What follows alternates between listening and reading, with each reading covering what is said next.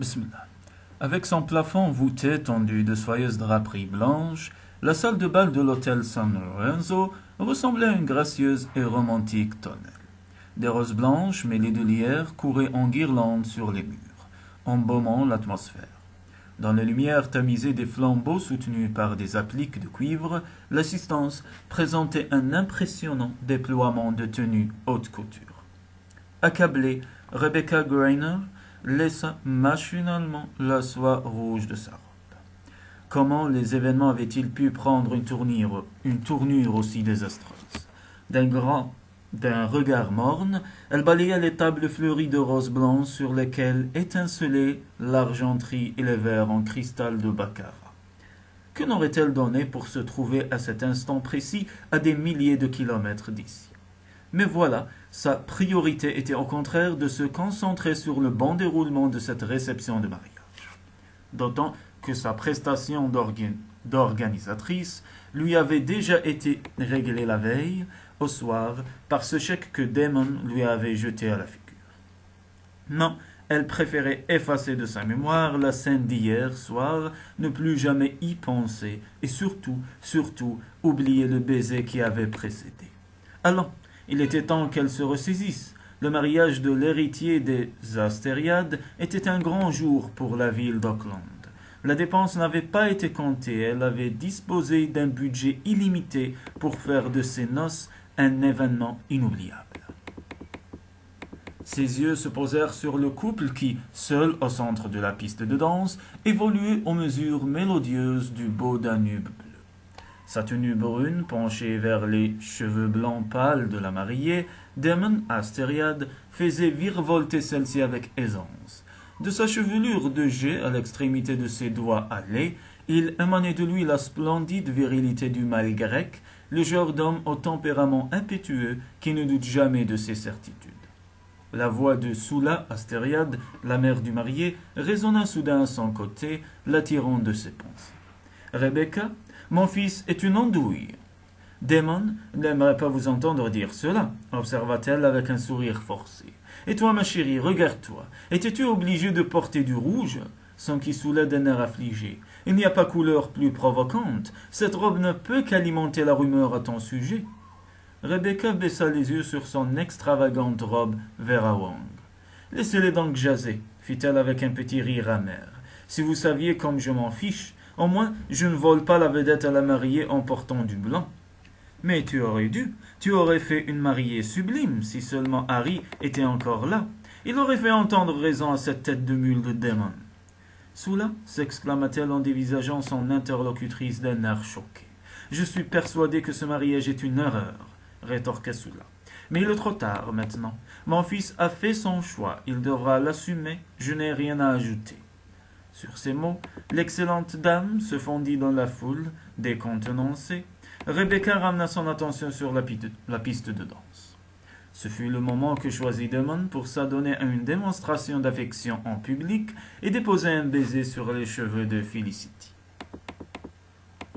Cela ne lui ressemblait guère, et le visage étonné que celle-ci leva vers lui était loin de refléter la joie rayonnante attendue. Ne supportant plus la vue des nouveaux mariés, Rebecca ferma les paupières. Elle se surprit à souhaiter à Damon d'éprouver la même souffrance qui la consumait à cette minute précise. En plus, elle avait mal à la tête. Maintenant, sans aucun doute, le contre-coup de sa tension intérieure, du stress de la journée et de ses jours derniers. Elle n'avait plus qu'une envie, que ce mariage se termine pour pouvoir enfin enfuir l'amertume de la trahison au plus profond d'elle-même et oublier. Un petit coup de coude sur le bras interrompit le fil de ses réflexions. « Viens, il est temps de les rejoindre. » Sava, frère et témoin du marié, la regardait plein d'espoir. Ses yeux bleus pétillaient de gaieté. Il ressemblait tellement à ceux de Damon qu'elle sentit son cœur faire un bond dans sa poitrine. « Non, se tensa-t-elle, interdiction d'y penser. » Elle se força à sourire. « Excuse-moi, Sava, j'étais dans mes pensées. » « Cesse donc de te faire du souci. Tout est parfait, les fleurs, le menu, le gâteau, la robe, l'assura-t-il avec un grand sourire. Toutes les futures mariées vont vouloir te confier l'organisation du plus beau jour de leur vie. » Devant l'enthousiasme de Sava, elle battit des paupières. Plus jamais elle ne souhaitait organiser un tel événement pour la haute société d'Auckland. Néanmoins, elle était reconnaissante au jeune homme de mettre sa distraction sur le compte de son inquiétude professionnelle. Personne, Sava pas plus que quiconque, ne devait se douter de la véritable raison du trouble qui l'agitait, ni pourquoi le souvenir de ce mariage en particulier allait jeter une ombre sur tous ceux à venir. Le souvenir du baiser de la veille au soir lui traversa subrepticement l'esprit.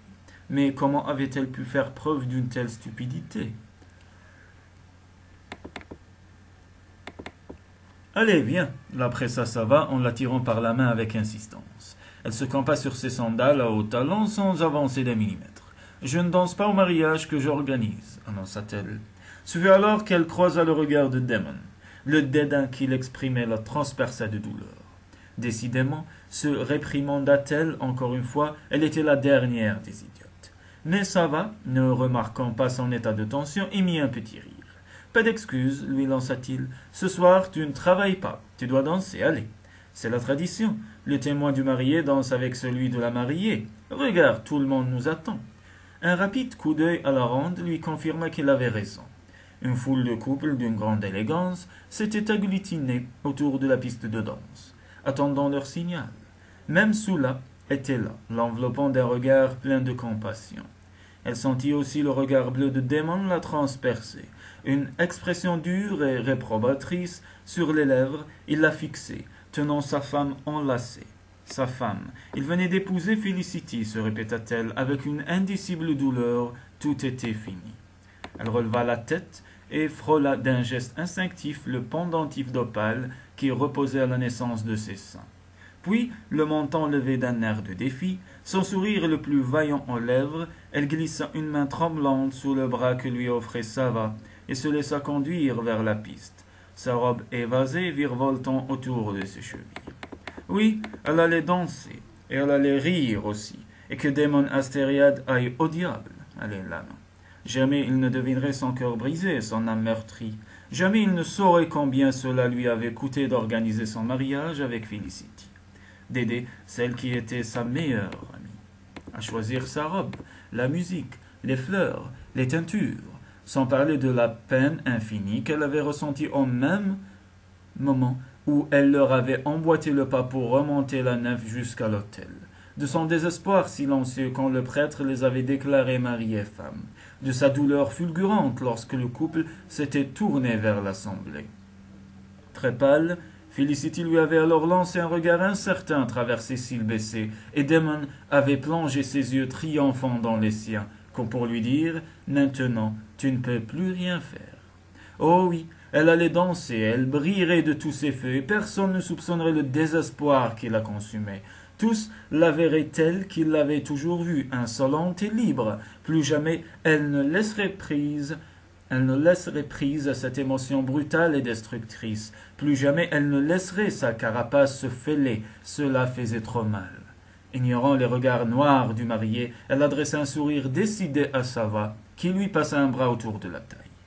« C'est mon tour de danser avec la mariée, vieux. » Ne croyant pas ses oreilles, Rebecca émergea de l'état d'hébétement dans lequel, hermétique à toute émotion, elle s'était réfugiée.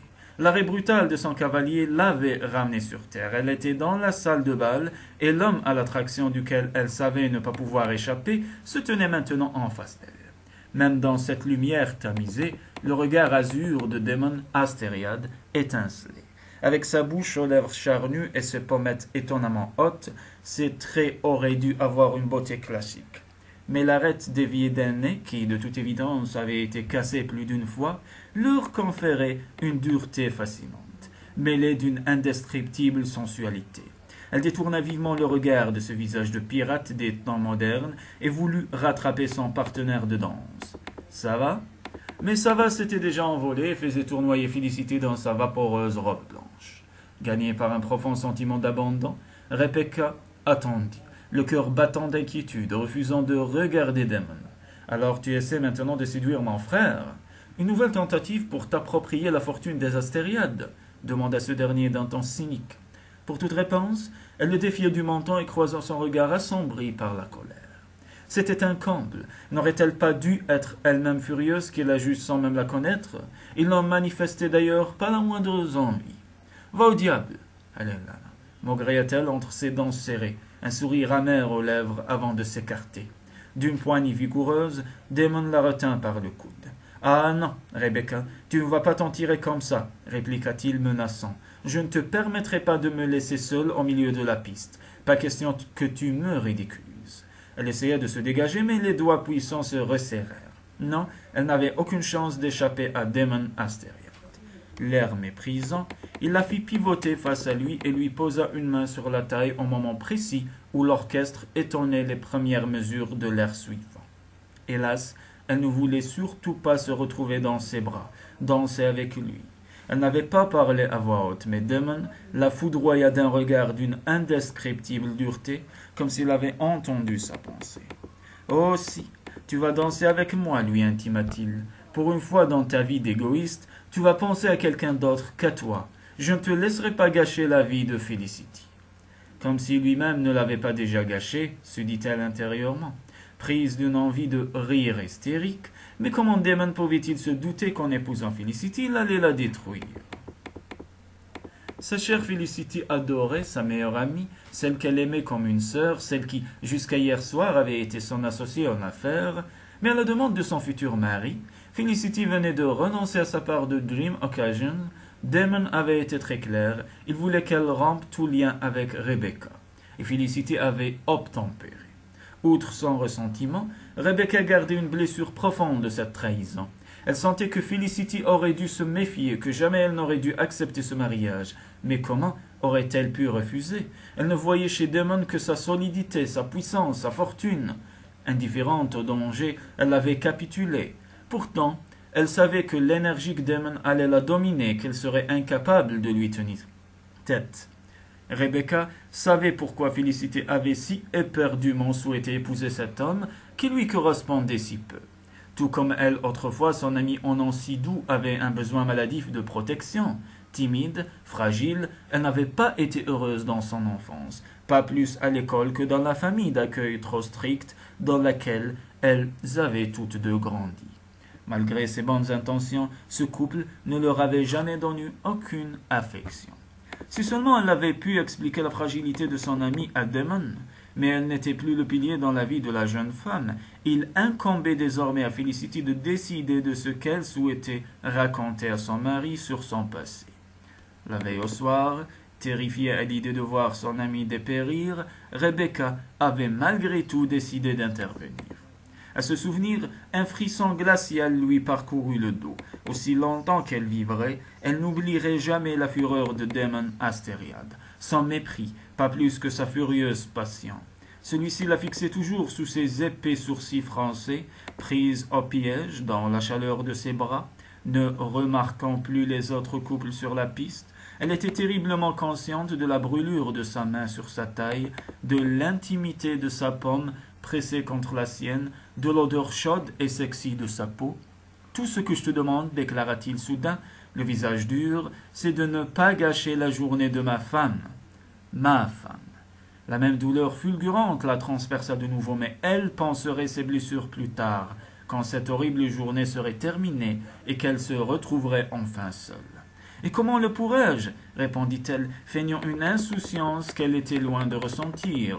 Sava m'a dit que tout était magnifique, les fleurs, la robe, la pièce montée. Comment diable, allez Lana, pourrais-je gâcher un tel jour?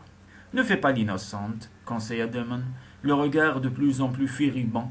Je ne suis pas en train de mettre en doute tes capacités professionnelles, c'est ton penchant à créer des histoires qui m'insupporte. Il la détestait, et à cette minute précise, elle non plus ne l'aimait pas beaucoup. Oh, si seulement elle avait pu le haïr, regretta-t-elle du fond du cœur. À dire la vérité, elle aurait donné beaucoup pour voir disparaître Damon Astériade, manière des affaires, milliardaire, et l'homme le plus aveugle, entêté et dominateur qu'elle ait jamais rencontré. S'il avait été plus perspicace, il aurait pu comprendre que Felicity ne risquait rien de sa part, qu'elle n'était pas près de faire un scandale le jour de son mariage. Elle sentit soudain la révolte monter en elle. Pourquoi, après tout, ne pas lui donner une bonne raison de s'inquiéter? Pourquoi ne pas le punir un peu? Elle lui adressa son sourire le plus coquin, le plus sensuel, et lui lança. « Oui, une fille à histoire, voilà ce que je suis. » Je le sais, répliqua-t-il, les yeux étincelants plus encore que les diamants au cou de Félicité. Je te défends de parler à Sava. Je veux que tu le laisses tranquille. Il n'est pas question que tu jettes ton dévolu sur mon frère. Le cran de Rebecca faiblit. La réaction brutale de Damon était prévisible. Perdue dans ses pensées, elle se mit à onduler des hanches au rythme de la musique. Un moment, le corps de son cavalier lui répondit, et ils ne firent plus qu'un. Mais après quelques minutes, il se raidit soudain et s'écarta. Depuis qu'elle connaissait Damon, il en avait toujours été ainsi. Il mettait toujours de la distance entre eux.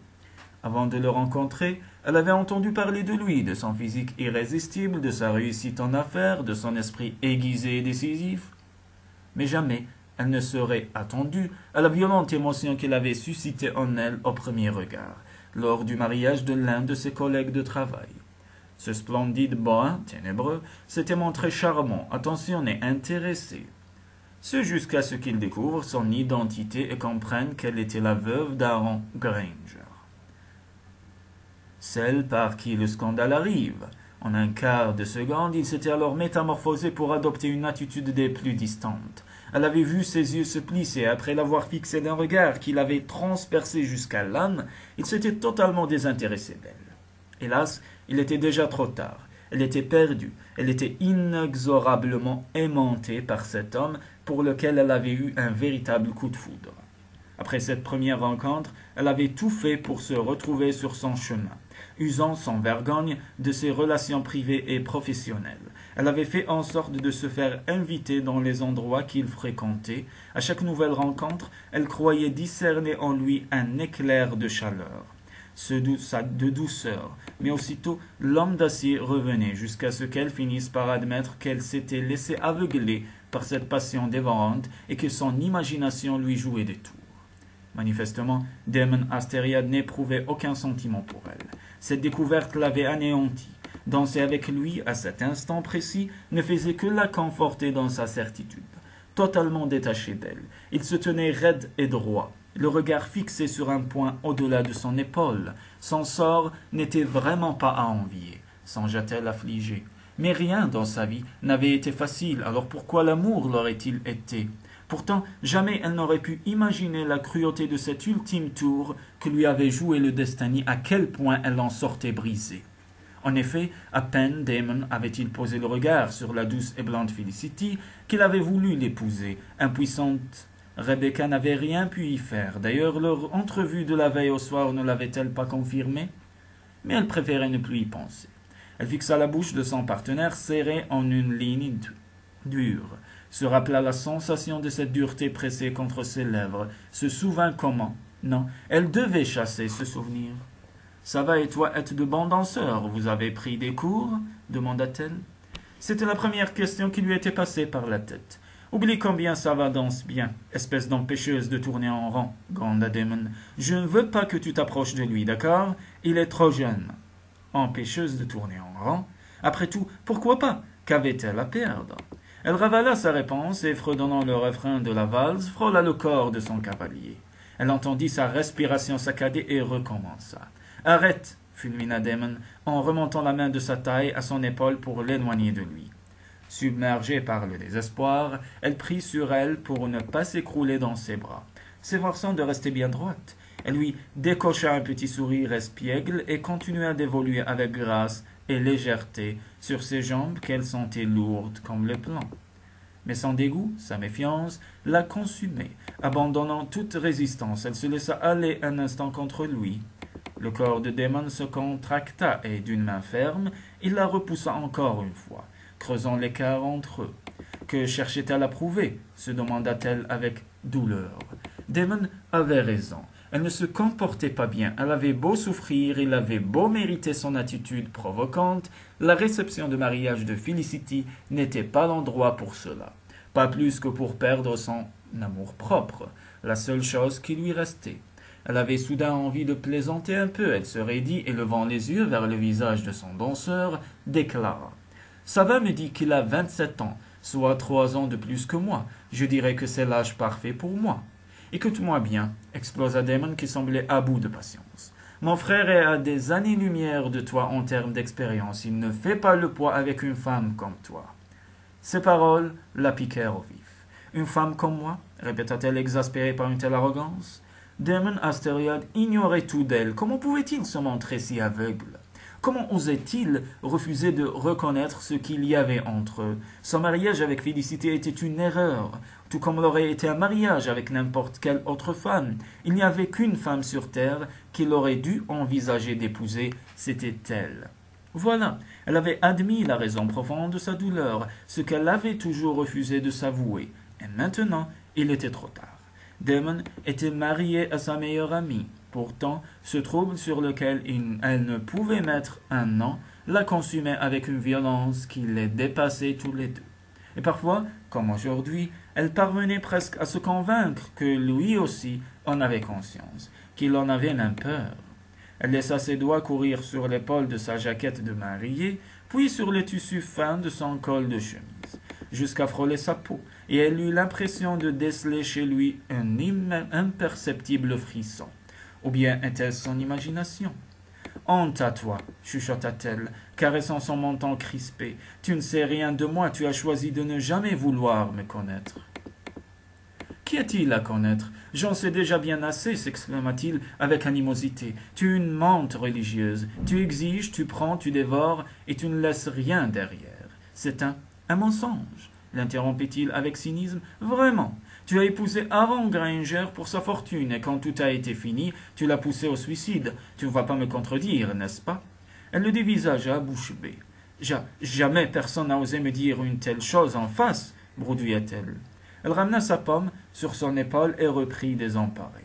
Je connais cette rumeur, mais jamais je n'aurais pensé qu'une personne de bon sens comme toi puisse la croire. La pression de la main de Damon sur sa taille s'intensifia. Le rythme de la musique s'accélérait, des danseurs tournoyaient de plus en plus vite avant son vers de finale. En effet, mais je peux me baser sur autre chose, moi, qu'en penses-tu?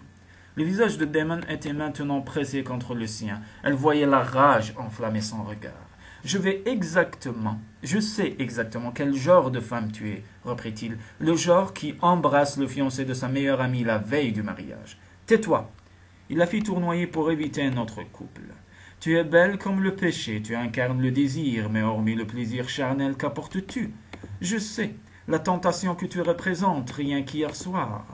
Se figeant entre ses bras, elle pila net. Je t'ai dit de te taire, répéta-t-elle, le souffle court. Où veux-tu que je fasse la scène que tu redoutes tant, ici et maintenant, le plus beau jour de la vie de Felicity? L'orchestre entonnait l'air suivant. Pétrifiée, incapable de bouger, elle vit Damon reprendre conscience de l'endroit où il se trouvait.